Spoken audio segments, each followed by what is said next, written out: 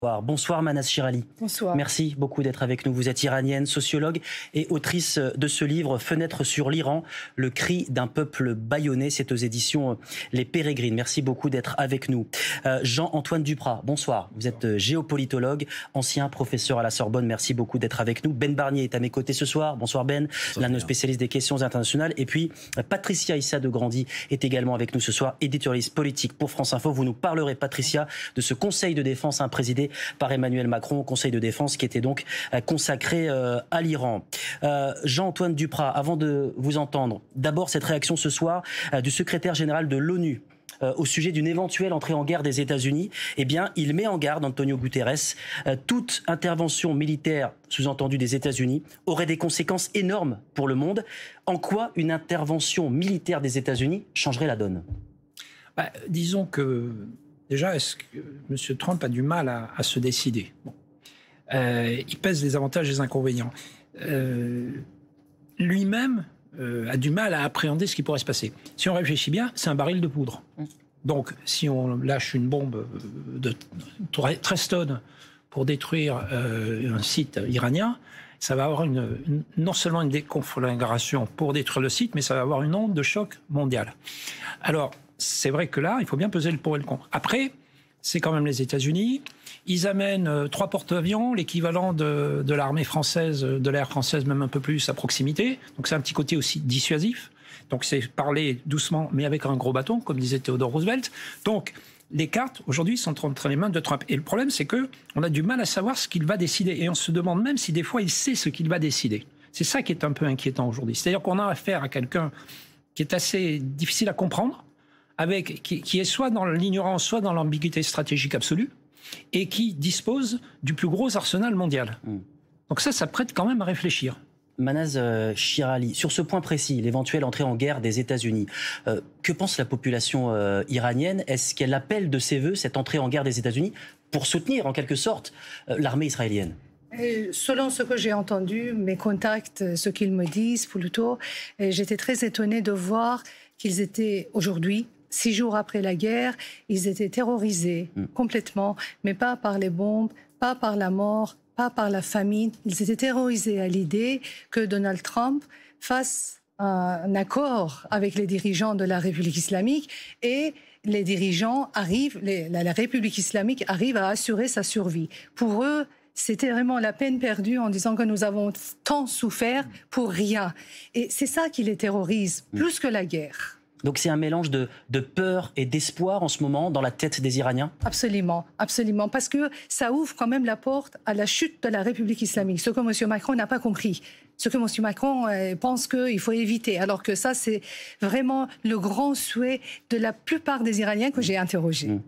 Parce que l'un des enjeux, c'est une éventuelle insurrection populaire du peuple iranien qui serait portée donc par cette brèche ouverte par Israël pour faire tomber le régime. Mais est-ce qu'on en prend le chemin en ce moment?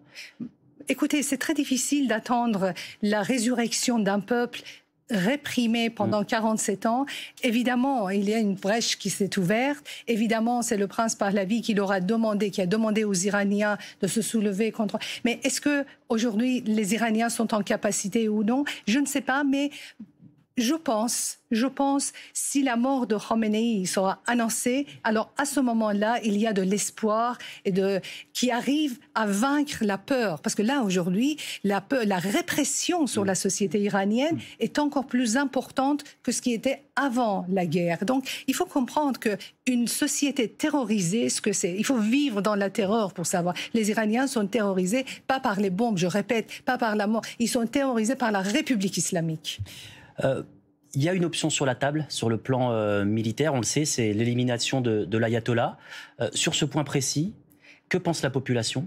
Écoutez, moi personnellement, ça fait des années que j'attends la mort de Guide suprême et avant la guerre, je pensais que sa mort sera vraiment quelque chose de salutaire parce que ça permet aux Iraniens de prendre la force et de croire en leur force et de se rebeller contre le régime. Alors, dans le contexte de la guerre, la mort de Guide suprême, ça va être quelque chose de très important pour la population iranienne. Ça va montrer à quel point la République islamique est faible et on peut la renverser quand il le souhaite. Alors, Emmanuel Macron, a présidé un conseil de défense cet après-midi, Patricia, alors qu'il parlait du droit d'Israël à se défendre au début, il est sur une autre ligne ce soir. Il appelle Israël à mettre fin urgemment à ces frappes qui ne concernent pas les sites nucléaires et balistiques iraniens. C'est un peu contradictoire ? Alors, il dit clairement qu'en fait, ils peuvent frapper les sites nucléaires et balistiques iraniens, mais pas les civils. Voilà. C'est pas si contradictoire que ça. Il dit que Israël a le droit de se défendre puisqu'il y a un danger imminent. Quel est ce danger ? C'est le nucléaire. Et ça, c'est l'AIEA qui le dit, l'Agence internationale de l'énergie nucléaire, qui le dit. Il y a un risque qui est donc existentiel pour Israël. Israël a donc le droit de se défendre préventivement en frappant des sites donc nucléaires et militaires, mais pas en frappant les civils. C'est ça qu'essaye de dire Emmanuel Macron, parce que le chef de l'État, là, il est sur une ligne de crête dans la position de la France. Cette position dit, en fait, finalement, la crainte du chef de l'État d'un embrasement de la région, d'un chaos régional. Alors, autre élément qui est sorti de ce Conseil de défense cet après-midi, Emmanuel Macron veut être à l'initiative d'une solution diplomatique européenne exigeante. Oui, il a demandé à son ministre des Affaires étrangères et à son ministre des Affaires européennes d'aller trouver nos partenaires européens pour tenter de se mettre autour d'une table et de trouver une ouverture via un dialogue, un chemin par le dialogue qui serait quand même exigeant vis-à-vis de l'Iran. Là, maintenant, ce qu'il va falloir faire, c'est savoir comment vont réagir nos partenaires européens à cette proposition. Mais clairement, Emmanuel Macron souhaite la voie diplomatique plus que la voie de la force, qui, donc, quand même, commet des dommages collatéraux. Ce sont les civils et iraniens, mais aussi israéliens. Emmanuel Macron, est-ce qu'il a les moyens de ses ambitions quand il dit vouloir être à l'origine, à l'initiative d'une solution diplomatique européenne ? Emmanuel Macron, il a une voix qui était quand même écoutée au niveau européen. C'est quand même la France qui est un petit peu en pointe dans tout ce qui est défense européenne, etc. Donc là, il a un point. En plus, il y a la connaissance du Proche et Moyen-Orient de la France. Alors c'est vrai qu'on a un peu pris nos distances depuis un certain temps, mais malgré tout, il y a toujours cette position-là. Et il y a des réseaux. Il y a des réseaux qui existent sur le terrain. Donc, il est pas mal placé pour ça. Cela étant dit, est-ce que l'Europe va compter dans ce débat ? Comme est-ce qu'elle compte entre l'Ukraine dans l'affaire ukrainienne ? C'est la question à se poser, parce qu'on voit aujourd'hui que le jeu, ce sont les Israéliens qui mènent le jeu, les Américains qui sont en position de suiveur. Hein. Est-ce que la France a des leviers dans cette éventuelle négociation ? La France a bien sûr des leviers, parce que la France, elle a une connaissance du Moyen-Orient. Encore une fois, Emmanuel Macron a une position qui est assez équilibrée. Faut pas surinterpréter ce qu'il dit. Vous avez fait un bon décryptage d'ailleurs à ce sujet-là. C'est vrai qu'aujourd'hui, il a une voix qui va peut-être dans le sens de la négociation. Mais la négociation ne peut pas se faire à n'importe quel prix. Et puis de toute façon, il y a deux objectifs. Il y a la destruction de la capacité nucléaire iranienne et il y a la chute du régime que vous avez évoqué. Il est clair qu'aujourd'hui, une négociation qui aboutirait à une remise en cause, par exemple, du programme nucléaire, mais qui ne remettrait pas en cause l'existence même du régime, ça sera quelque chose d'inachevé. Bon, est-ce qu'aujourd'hui la France a les moyens d'intervenir dans ce jeu-là ? Pour l'instant, j'en suis pas certain. Est-ce que la population iranienne compte sur la France ? Alors là, les Iraniens sont vraiment furieux contre la France parce que là, parmi les jeunes, parmi les nouvelles générations qui n'ont pas connu la révolution, il y a cette idée qui est parfaitement ancrée au fond de leur mentalité que Khomeini est venu de la France, c'est la France qui nous a imposé Khomeini. La révolution n'a pas eu lieu si la France n'était pas en complicité avec Khomeini. Donc, ils sont déjà furieux contre la France et en plus, avec les déclarations d'Emmanuel Macron, la situation, je peux dire que ça s'est vraiment aggravé. Alors l'un des enjeux de ces frappes israéliennes, c'est d'empêcher l'Iran d'avoir la bombe atomique. Donald Trump va-t-il donner son feu vert au bombardement du site de Fordo ? Ce site se trouve sous une montagne et seule une bombe dite anti-bunker peut atteindre cette profondeur. Cette bombe, c'est la GBU 57 et les États-Unis sont les seuls à l'avoir. On regarde le sujet de Valérie Lerouge et on en parle juste après. Nom de code GBU 57. C'est la bombe américaine réclamée par Israël pour anéantir le programme nucléaire iranien. Elle pèse plus de 13 tonnes, mesure 6 mètres de long. Elle est capable de perforer le sol jusqu'à 60 mètres de profondeur avant d'exploser. Seul le B-2, cet avion furtif, américain aussi, peut transporter cette arme anti-bunker très stratégique. Le principe est que la bombe pénètre la roche et qu'elle explose une fois seulement à l'intérieur des installations enfouies. Mais ils devront sûrement en utiliser plusieurs pour être bien sûrs de trouver le point faible. Et au cas où une bombe aurait un dysfonctionnement. Cette bombe est la seule au monde à pouvoir détruire le site d'enrichissement d'uranium de Fordo, au sud de Téhéran. Vue du ciel, une simple dalle blanche, car l'usine est enfouie à 80 mètres sous une montagne de roches dures et une épaisse couche de béton. Des salles de 250 mètres de long, abritant 3000 centrifugeuses, c'est le fleuron de l'industrie nucléaire iranienne. Détruire en partie même Fordo, ça met un coup très fort au programme parce que, il faut reconstruire. Reconstruire, c'est de l'argent. C'est celui qui a été découvert le plus tardivement. Donc, a priori, c'est lui où il y aurait les centrifugeuses les plus efficaces, les plus modernes aussi. Pour l'instant, les Israéliens ont dû se contenter de détruire les batteries antimissiles aux alentours de l'usine d'enrichissement. L'usage de la bombe américaine pour stopper le programme nucléaire iranien impliquerait de fait une entrée des États-Unis dans le conflit. Donald Trump franchira-t-il le pas? Ce soir encore, il reste très ambigu. Ben, cette bombe américaine s'invite donc dans cette actualité. Est-ce qu'elle a déjà servi dans un conflit? Alors officiellement, cette bombe GBU 57 n'a jamais été utilisée sur un théâtre d'opération. En tout cas, c'est ce que nous disent nos sources américaines. J'ai entendu dire qu'en Afghanistan... On peut en débattre, mais officiellement, en tout cas, non. On a vu effectivement là quelques vidéos sur ce sujet. Et on l'a entendu, à partir du moment où les États-Unis déclencheraient l'utilisation de cette bombe-là, ce serait un événement majeur parce que ça impliquerait encore plus les États-Unis sur cette question, peut-être même dans cette guerre. Hier, sur ce plateau même, le porte-parole de l'ambassade israélienne disait qu'en fait, il n'avait pas besoin nécessairement des Américains pour attaquer ce site de Fordo. On n'en a en tout cas pas les éléments. C'est difficile à croire vu la spécificité de cette bombe. Si vous regardez quand même déjà sur la bombe elle-même, elle fait plus de 6 mètres de haut. Vous voyez, ça fait à peu près 3 fois la taille d'un adulte. Elle pèse de 13 à 15 tonnes, avec un pointage par guidage laser. Seuls certains avions spécifiques peuvent la transporter, à savoir les B2. Ils sont assez lourds. Il y en a peu, il n'y en a même pas 20. C'est vous dire si ce serait un geste qui ne serait pas anodin que les États-Unis le déclenchent. Et puis aussi sur cette cible, parce que c'est quand même la cible de Fordo dont on parle. C'est vrai qu'on se croirait, excusez-moi la comparaison, mais presque dans un film d'espionnage. On parle quand même d'un site d'enrichissement de l'uranium qui est à la fois dans une montagne et dans un sous-sol dans une montagne. Donc effectivement, il n'y a que cette bombe qui puisse faire cela à notre connaissance. Donc elle peut aller jusqu'à 60 mètres sous terre, sachant que ce site, il est en fait à 80 mètres sous terre. Elle a en plus la particularité, cette bombe, de savoir détecter les pièces, donc d'exploser au moment opportun, en tout cas, pour atteindre la cible. Autre élément important, ce que nous disent les sources américaines, c'est qu'il y a quand même plusieurs de ces bombes, et en fait, rien n'empêcherait les États-Unis techniquement d'en tirer une, puis deux, puis trois, pour aller aussi profond que nécessaire pour atteindre leur cible militaire, encore une fois, si les États-Unis s'engageaient. Est-ce que le programme nucléaire iranien est un sujet pour la population? Qu'est-ce qu'on en dit? En effet, c'est un sujet d'horreur parce que les Iraniens, ils disent nous avons autant de pétrole, autant de gaz, on n'a pas besoin de nucléaire. Pourquoi ce régime nous a embêtés, nous a jetés dans la gueule de loup à cause de l'histoire de nucléaire, alors que nous l'avons vraiment. C'est un pays de pétrole, c'est un pays de gaz. On a vraiment, ils disent, enfin moi je vous répète ce que j'entends de leurs paroles, ils disent pourquoi ils nous ont mis dans cette situation. Ils ont autant d'insister sur un projet qui n'aura pas été permis et qu'on savait dès le début qu'ils ne peuvent pas aller jusqu'au bout de leur programme. Alors, l'une des hypothèses, c'est la chute du régime des Mollahs.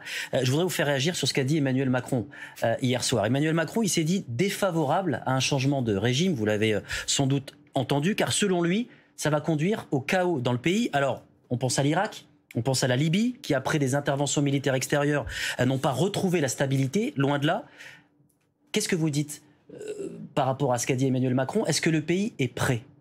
Absolument. Je dis que l'Iran n'est pas la Libye, l'Iran n'est pas l'Irak, l'Iran n'est pas l'Afghanistan. L'Iran est un... Il y a la Syrie aussi. L'Iran est un ancien pays. Dernier exemple. L'exemple de Syrie n'est pas si mauvais que ça.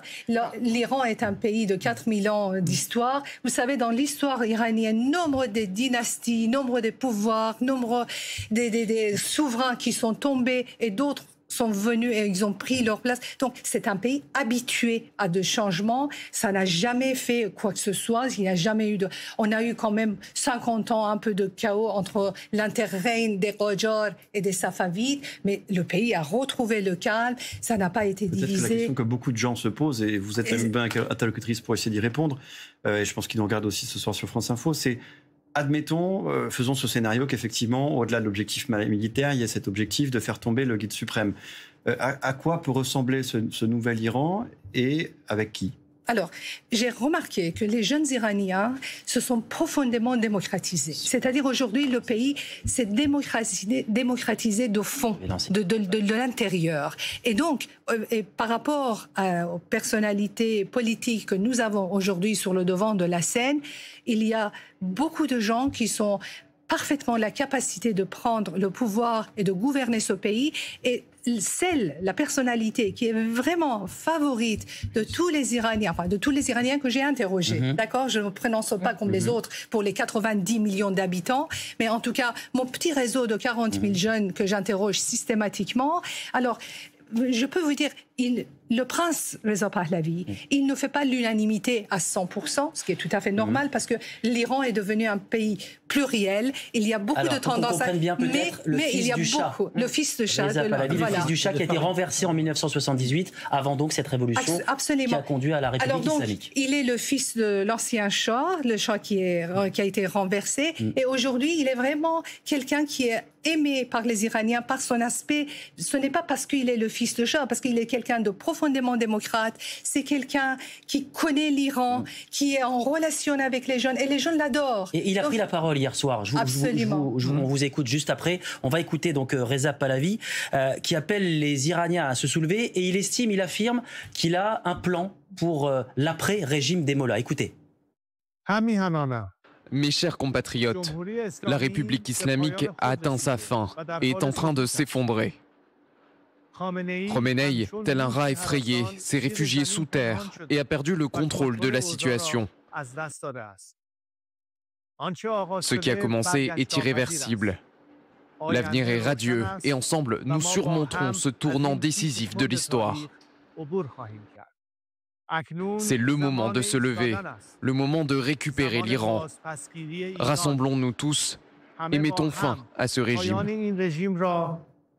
Donc vous nous dites que l'option Pahlavi, elle a le soutien d'une bonne partie de la population iranienne ? Absolument. Vraiment, l'écrasante majorité des gens que j'ai interrogés, avec qui je suis en relation, ils ne scandent que son nom. Ils le plébiscitent. Mais donc ce serait un monarque ?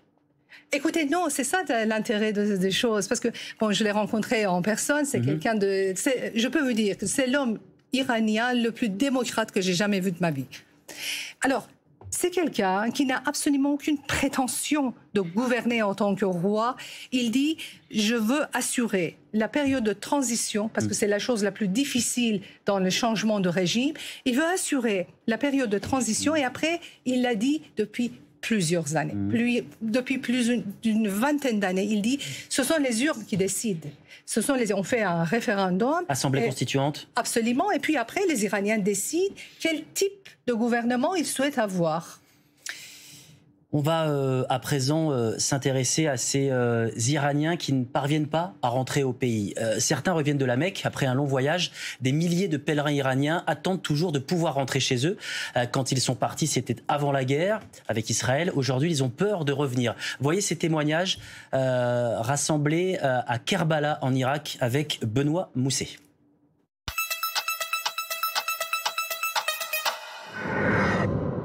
Après un long périple, un arrêt qui n'était pas prévu. Sur une aire d'autoroute près de Kerbala, en plein cœur de l'Irak. Les passagers sont des pèlerins iraniens. Ils reviennent de la Mecque. Aujourd'hui, ils ne savent pas quand ils pourront rentrer chez eux. Avec la guerre, le retour à la maison s'annonce compliqué. Moi et ma famille, On a vraiment peur. Israël nous attaque et bombarde nos villes. On ne sait pas quoi faire. Attendre ou passer la frontière et prendre des risques. La frontière iranienne est à près de 800 km d'ici. Alors sur la route du retour, ces pèlerins tentent de joindre leurs proches pour prendre des nouvelles. Les plus chanceux y parviennent, d'autres ne répondent pas. La connexion avec l'Iran est très difficile. Je m'inquiète pour mes enfants qui ne sont pas venus au pèlerinage avec moi. Ça fait 1 mois qu'on est séparés. Je suis très angoissée. Je n'arrive pas à les joindre. Tous les moyens de communication sont coupés. Le pire, ils ne l'avaient pas imaginé avant de partir pour la Mecque. Depuis les attentats du 7 octobre 2023, ils s'attendaient à tout, mais pas à une guerre. Pour ces pèlerins, Israël est l'unique responsable de la situation actuelle. Nous n'aimons pas la guerre. Ce sont les Israéliens qui l'ont provoquée. Il n'y a pas que l'Iran pour eux. Il y a aussi Gaza, le Liban, la Syrie et l'Irak. Tout ça avec le soutien américain. Plus les jours passent, plus les pèlerins sont nombreux à s'arrêter à Kerbala. On estime à 80 000 ceux qui veulent rentrer en Iran. Avec la fermeture des aéroports, il n'y a pas d'autre chemin possible que la route via l'Irak. Jean-Antoine Duprat, on évoquait tout à l'heure la réticence d'Emmanuel Macron à faire chuter le régime iranien.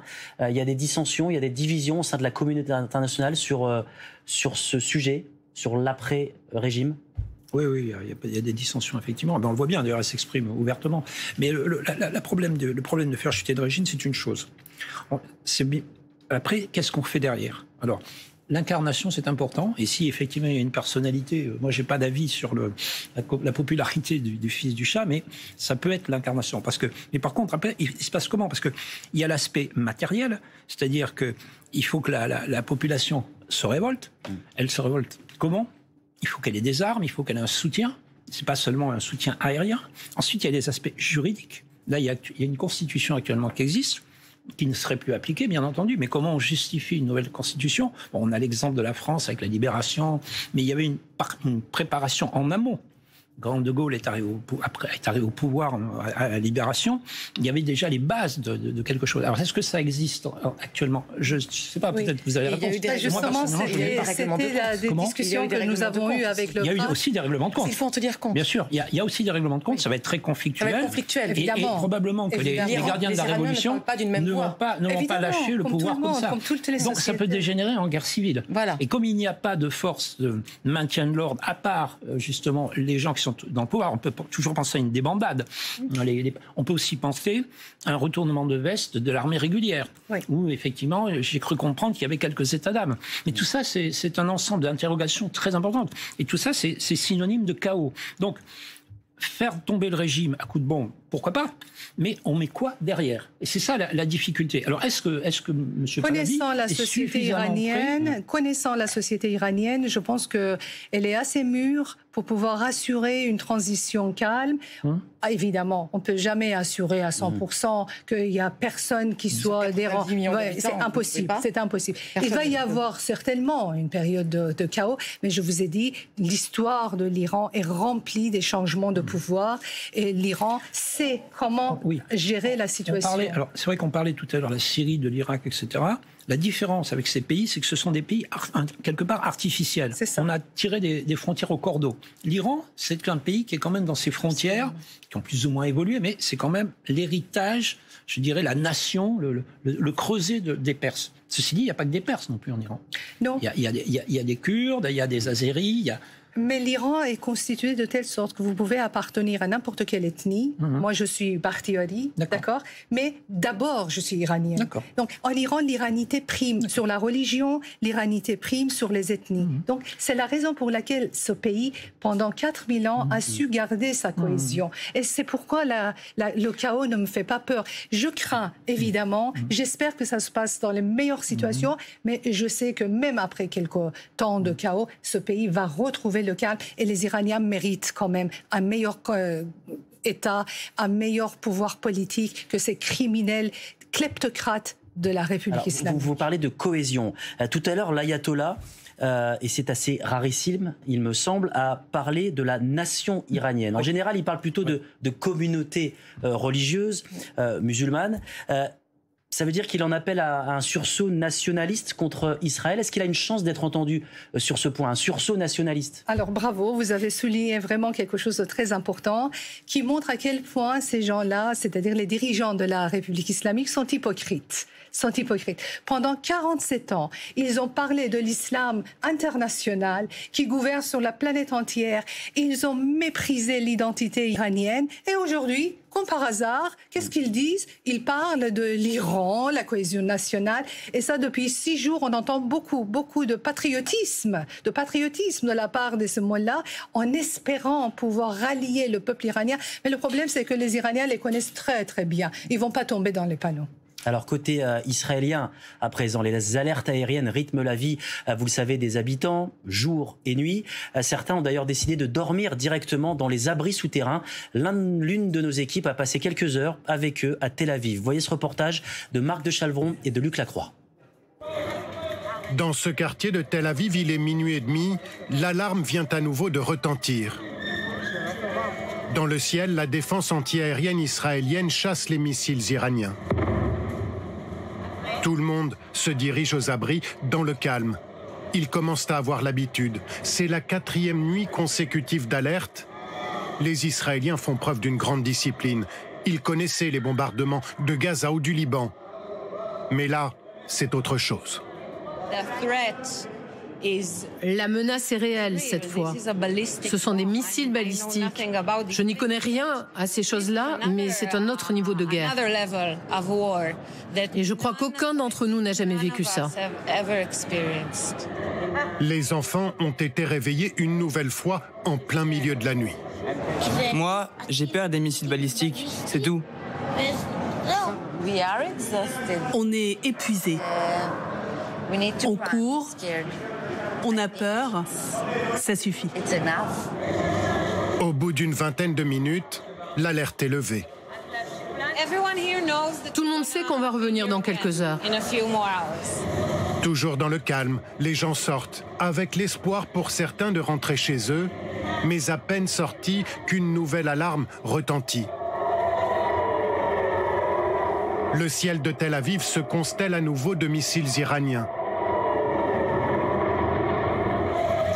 Retour au parking, la chaleur est pesante, la fatigue grandissante.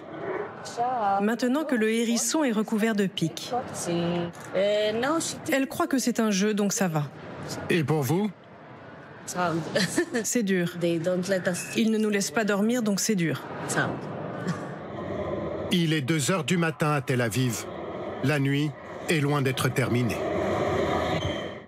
J'ajoute que l'Iran a tiré aujourd'hui des missiles hypersoniques contre Israël. Alors, quelle est la situation ce soir à Tel Aviv? Notre envoyé spécial Luc Lacroix.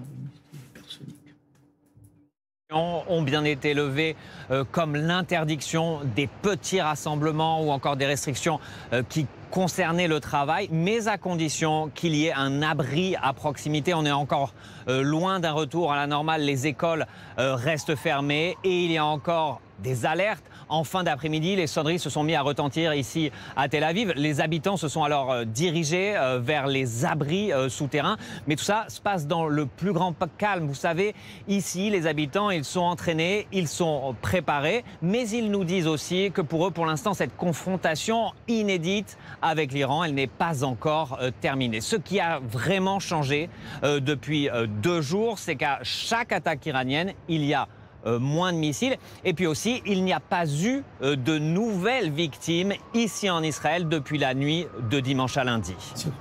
Ben. Oui, courtement de ce qu'on voit de ces 2 reportages, une chose très importante, ce sont des populations qui ont l'habitude de subir des bombardements, je peux vous le dire, pour avoir passé du temps en Israël. Et les structures sont adaptées. Il y a beaucoup d'abris dans beaucoup d'immeubles, beaucoup de maisons. Mais ce qui ressort de ce reportage et de ce qu'on entend de ce qui vient d'Israël, c'est que là, ce sont des missiles qui sont beaucoup plus puissants et même certains des bétons armés, d'Imabad, etc., ne permettent pas d'être protégés, ce qui explique l'angoisse de ces habitants, ou aussi beaucoup de cibles civiles. Autre note importante quand même, l'ambassade américaine en Israël a été légèrement touchée. Patricia, un dernier mot sur les ressortissants français. Ils sont des milliers en Israël et en Iran. Emmanuel Macron a annoncé tout à l'heure qu'il allait prendre des mesures pour faciliter leur évacuation. Oui, il a demandé à son ministre des Affaires étrangères de prendre toutes les mesures nécessaires pour faire rentrer en France les ressortissants français et les binationaux franco-iraniens, franco-israéliens qui veulent rentrer en France, et cela en toute sécurité. Mais il y a aussi une deuxième question qui se pose, c'est aussi les répercussions possibles vis-à-vis des intérêts français, notamment à l'étranger.